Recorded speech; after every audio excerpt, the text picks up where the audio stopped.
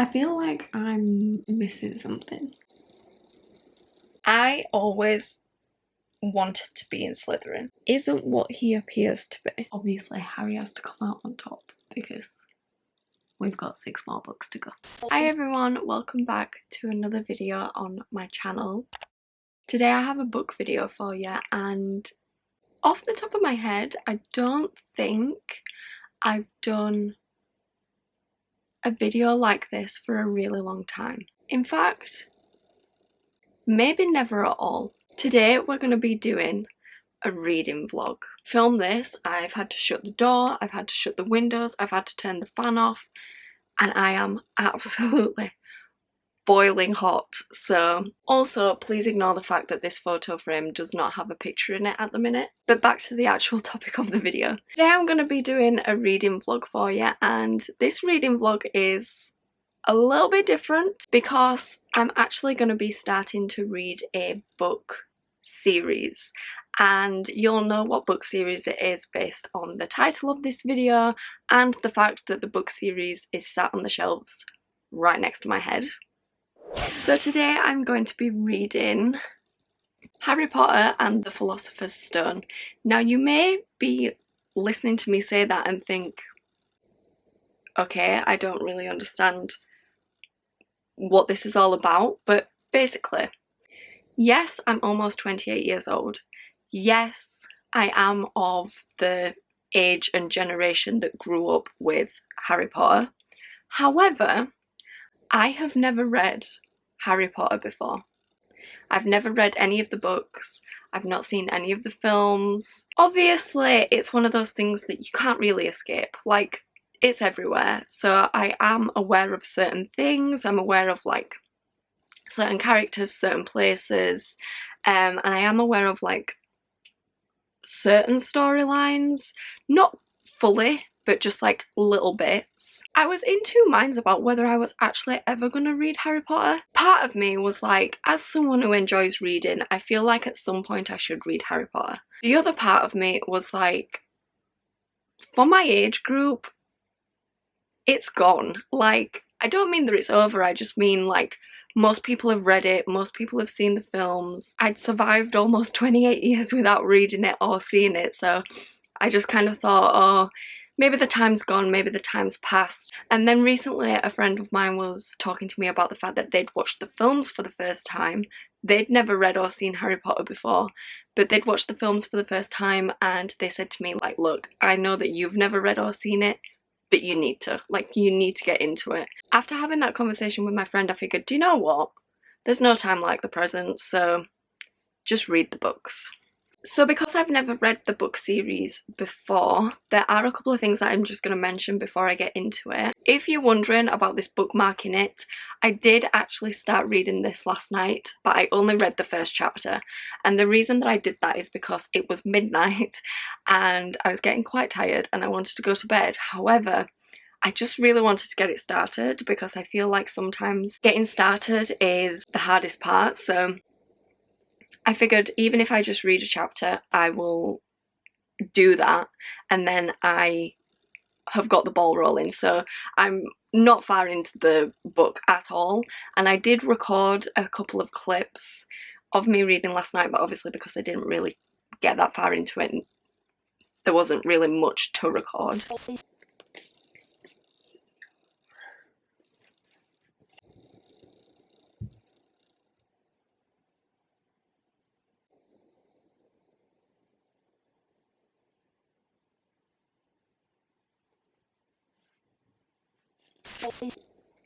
But I thought I would just say that because obviously the bookmark is in there. When it comes to series of books, I like to make sure that they all match and all the covers work together. So when I was toying between buying the books individually or buying the box set, I decided to just go with the box set. So I do actually have all 7 of the books. They are in this box set, however, obviously Philosopher's Stone is up here because I'm currently reading it. I'm sure you've all seen this, but I hadn't actually seen the box set, but it's actually like really nice. It's got the like illustration on the back. Oh my god, it's so heavy. As I'm reading this series, what I'm going to do is I'm going to make an individual video for each of the books. The reason that I'm going to do that is because obviously there are 7 books. Some of these books are quite large.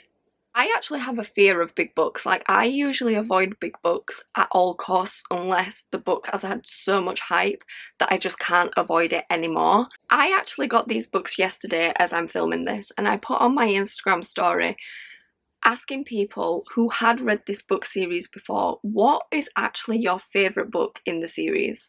And if you'd like to tell me in the comments down below, feel free to do that. I thought it would be nice to hear what other people's favourites are before going into the series, because obviously I don't really know what to expect. I've got a very vague idea. One of my friends who I went to university with said that their favourite is Goblet of Fire. I know names of the characters. I know obviously the school's called Hogwarts. They get sorted into houses. By the sorting hat, there's 4 houses. Like, I know things like that, but I don't really know plot points. I do know a couple things that I think happen, but I'm not sure whereabouts in the series they happen. So even if I am thinking along the right lines, it's still going to be a surprise as to where in the series I'm actually going to discover these things. There's only 2 that I can really think on, and both of them are to do with people dying or characters dying. Maybe I'm wrong, I don't know. Something that I mentioned to someone who replied to my Instagram story is I am not typically a fan of books that include magic, which is slightly strange when you're about to read Harry Potter.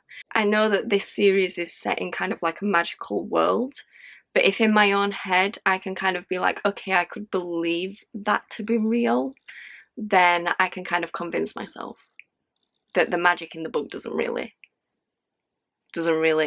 bother me, if that makes any sense. The last thing that I am going to mention before getting into the book series, it doesn't actually really technically have anything to do with the Harry Potter series. If anyone is wondering, I have actually read a book by J.K. Rowling before. I read The Casual Vacancy a couple of years ago. I actually remember, like, I feel like saying that you enjoy this book is the wrong way to, like, describe it, but in terms of the writing and stuff, I actually thought that it was like well written and everything. Let's get into reading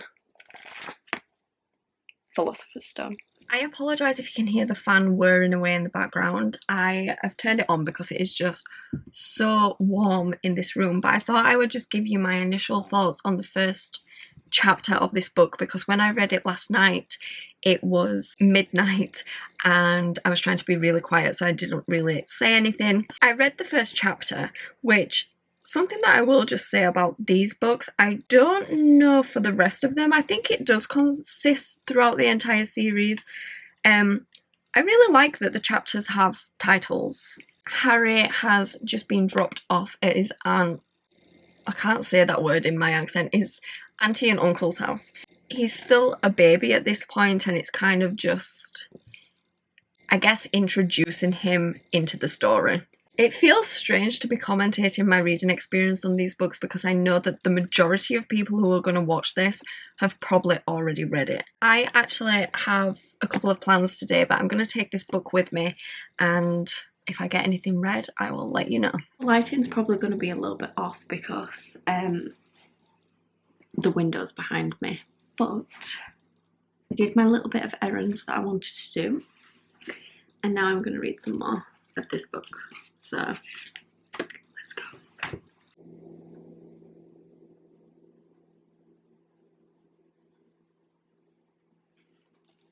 So I'm just about to start chapter 3. It's called The Letters from No One. My prediction is he's gonna start receiving letters from Hogwarts, and this is where we're gonna actually start getting into the fact that he's a wizard. This lighting is terrible. Every reader needs a friend. Oh. And here's mine. It looks like I've got a bit of company. Whilst I read some more. I feel like I'm missing something. because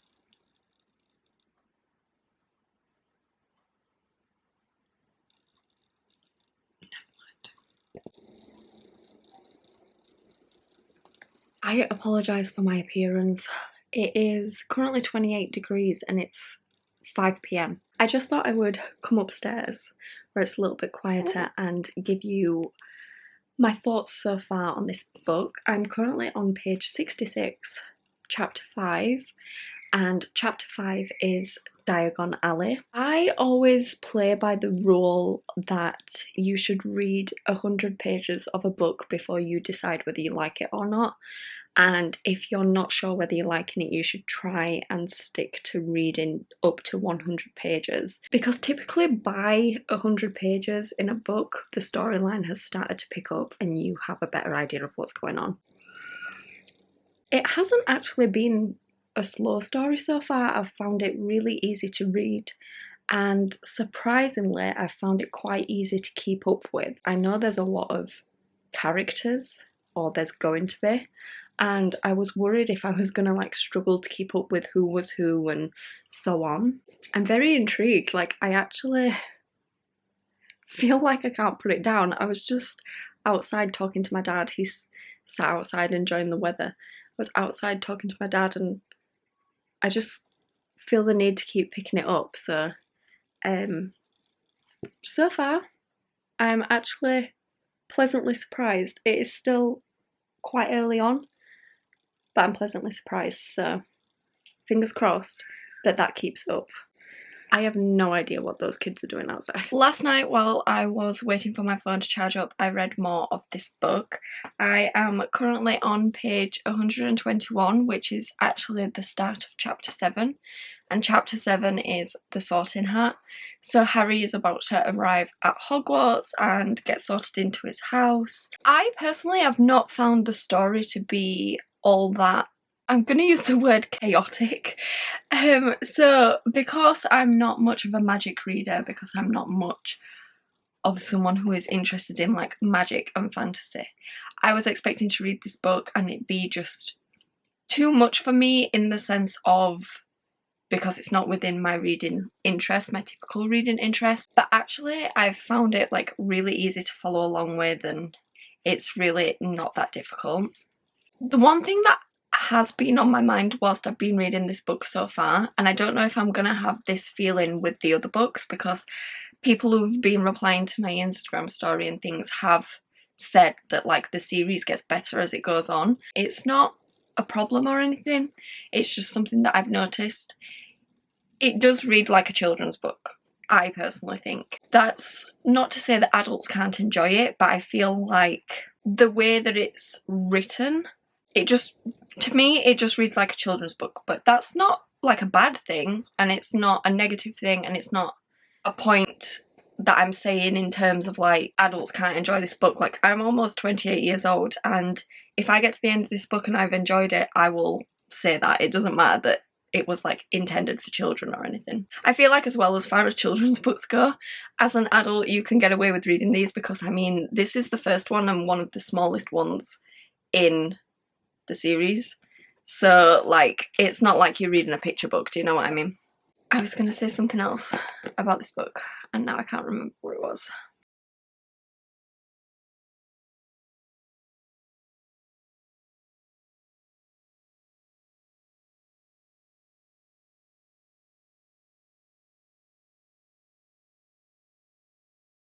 I'm going to read more of this book today, and I actually think that I stand a good chance of getting this book finished today. And I'm not someone who finishes books in a day or in like 24 hours all that often. Something about these reading vlogs that you're probably going to notice is the clips of me reading and the clips of me explaining things to you won't always be in the same clips, because I do a lot of reading at night. People are settling down for bed. Like, it's not really the right time for me to be like talking to a camera. I'm trying to think if there's anything significant about the plot that I want to talk about so far.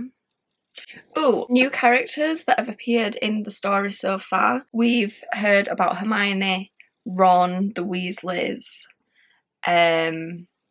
Neville. We've heard about Ron's rat as well, Scabbers. I believe that's what he's called. And we've also been introduced to Draco Malfoy and Crabbe and Goyle, who are his like friends, I guess.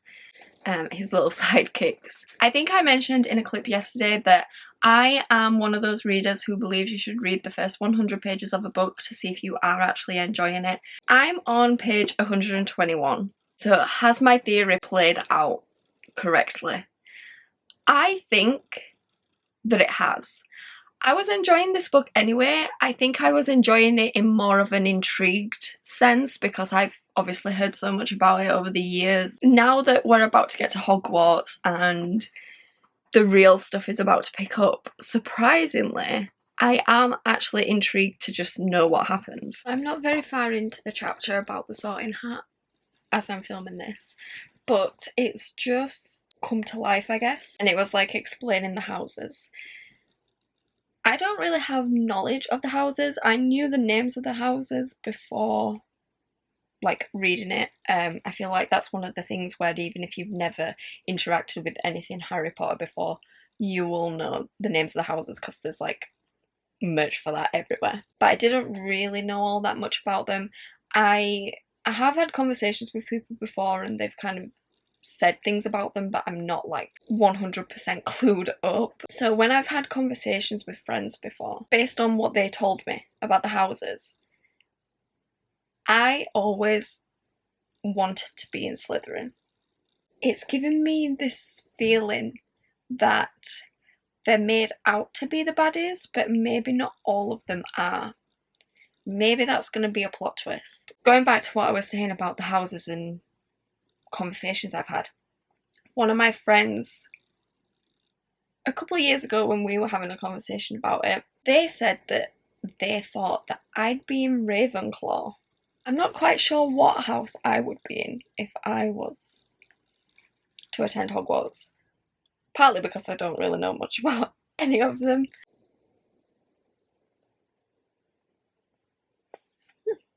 It's interesting the bit that I've stopped on.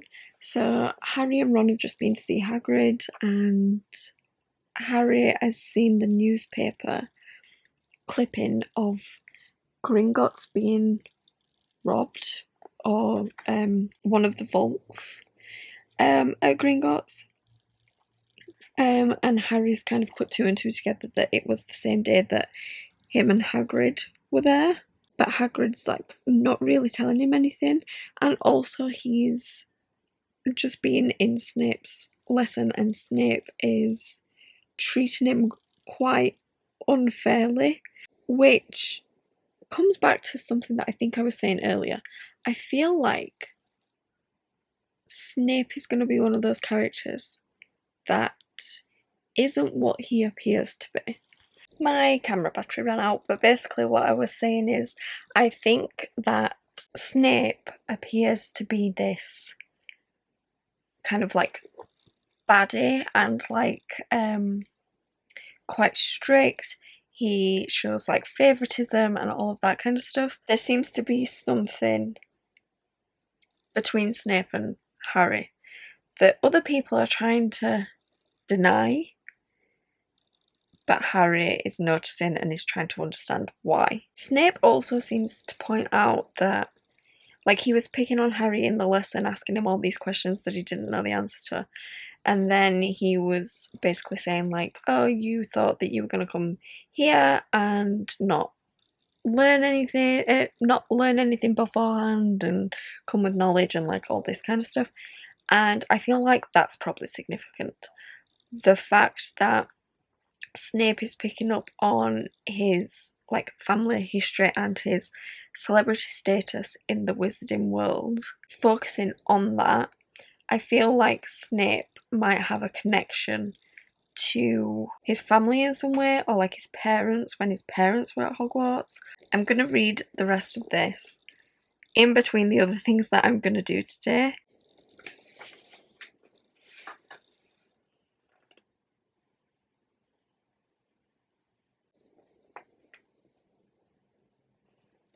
I'm getting through this. Let me put it on my Goodreads and see how far we're into it. I mean, I'm almost on page 200 and the book is 330 pages or something like that. I'm 58% of the way through. I definitely think I could get this finished today. A couple of the things that I've just read in this book that stick out to me because I was aware of them before. We've just been introduced to the Wingardium Leviosa spell, which I've seen quite a lot on TikTok and I've seen clips of and like all of that kind of stuff. When Hermione says, "You could have got us killed or worse, expelled." I've seen clips of that before, so it was nice to read them in the book. I am pretty certain that there are going to be characters in this series that don't appear in this book but are going to appear in other books in the series. However, so far of all the characters that we have been introduced to, I think as of right now, Ron Weasley is my favourite character. He seems so like witty and there's just something about his humour and the way that he talks to Hermione and stuff. I've moved into this corner because I've turned my computer off and I'm just reading for a bit. Hi, Twinny. You wanna come and say hi? They're my raspberries. Twinny usually sits on this chair, don't you? But I'm sat on it at the minute. So, careful, you're gonna fall. I think my theory is gonna come to light though, that I will finish this book today because I'm only 100 pages from the end. Harry has just realised that the name Nicholas Flamel he first came across on the train to Hogwarts on the card that came out of the chocolate frogs. And now I'm realising the Philosopher's Stone is what they're hiding. I've moved again because I was going numb sitting on that chair. But they've just got caught coming down the stairs without the invisibility cloak on. They forgot to put it back on and they've left it at the top of the stairs. And they've just been caught. I am on chapter 16, page 281. I'm literally 2 chapters from the end.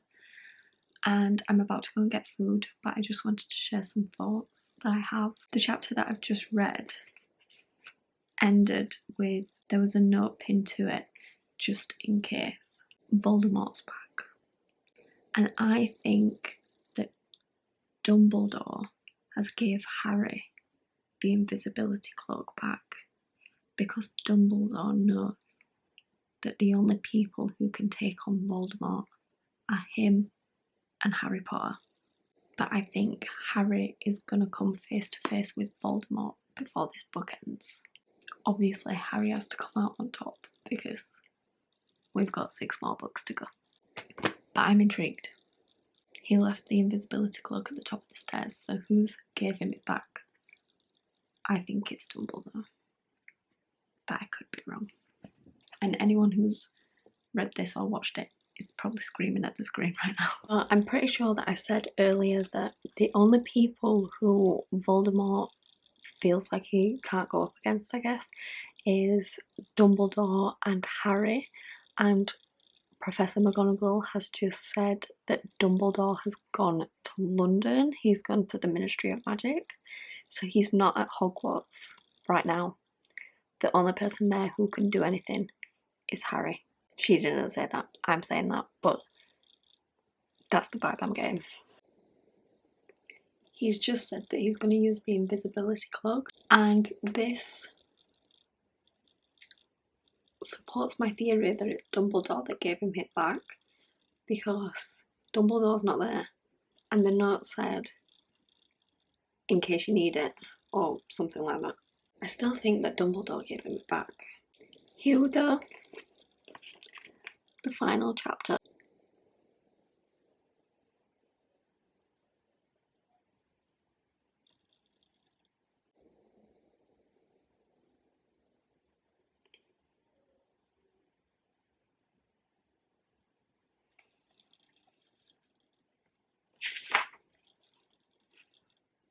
I read it.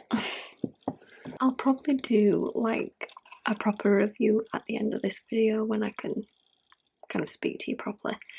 But I just finished the book and there were a few surprises in there. A few things shocked me and took me by surprise. Now I'm going to rate it on Goodreads, but I don't know what I'm going to give it.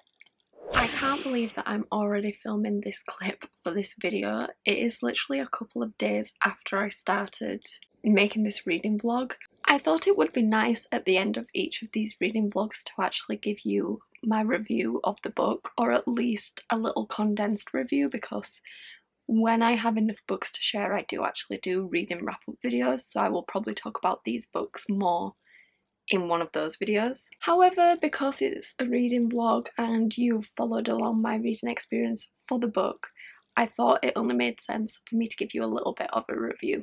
So overall, I gave this book 4 stars. However, I was very conflicted on what I actually wanted to review this book as, and I was very conflicted at the actual star rating that I wanted to give this book. Admittedly, there are not many books that I've read where I have started and finished it within like a general 24-hour period. According to my Goodreads, I started reading it on the 18th and I finished it on the 20th. However, you will have known from the reading vlog that I actually started it at midnight on the 18th, like just before midnight, because I read the first chapter before I went to bed.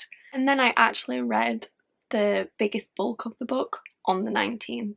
Give or take, I read the entire book in 24 hours. When I was actually reading this book, I was with my dad. My dad's had surgery recently, so I've been kind of keeping him company. So I wasn't actually sat constantly reading this book. I was kind of reading a little bit, having a break, reading a little bit, having a break, which makes me think if I was just sat constantly reading it, I could have probably read it even quicker, because every time I put the book down, I had an urge to pick it back up. Like, I was curious as to what was going to come next, and I was curious as to what was going to happen in the story after that. I believe I mentioned this whilst I was actually reading the book and I was filming the clips for the reading vlog.